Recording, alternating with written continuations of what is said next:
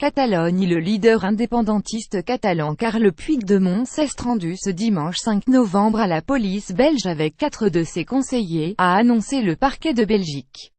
Ils seront entendus par un juge dans l'après-midi. Ils ont été privés de liberté à 9h17 ce dimanche après s'être présentés avec leurs avocats, a fait savoir Gilles de Jmep, le porte-parole du parquet lors d'une conférence de presse. Maître Paul Becart, l'avocat belge de Carles Puigdemont, a été aperçu quittant le bureau du procureur sans client. Ultima hora el abogado belga, Paul Becart, acaba de llegar rapi a la Fiscalia de Bruselas. No aclara si Puigdemont está detenido. pic.twitter.com et 9sgevf Maria Terrero Martin @Maria Terrero 5 novembre 2017. Les 5 personnes seront entendues dans le courant de l'après-midi par une juge d'instruction, a déclaré un porte-parole du parquet fédéral. Seul l'avocat, l'interprète et la personne concernée est présent lors de ce genre d'audition, a-t-il précisé. Le juge a 24 heures, jusqu'à lundi 9h17, pour décider de les placer en détention, de les libérer sous condition ou caution. Mais sa décision pourrait être annoncée dans la soirée. Puigdemont prêt à collaborer. Nous avions des contacts réguliers avec les avocats des 5 personnes et il avait été convenu un rendez-vous au commissariat de la police fédérale, a expliqué Gilles de Jmep.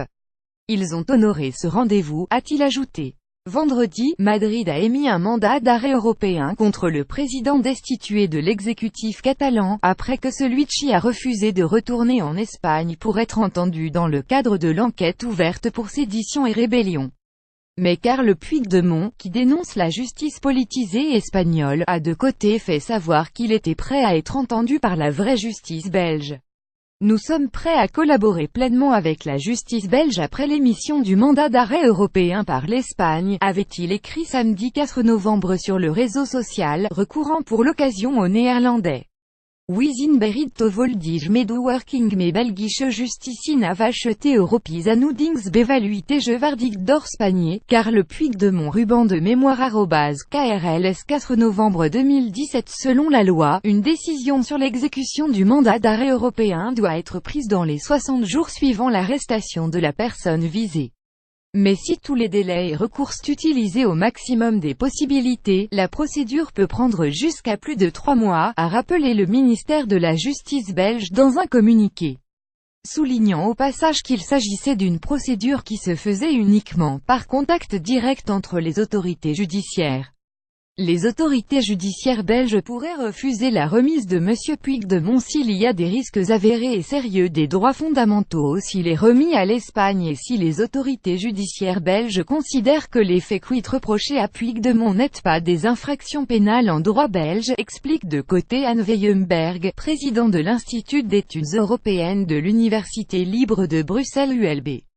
Mais les cas de refus rares, selon plusieurs avocats interrogés par l'AFP.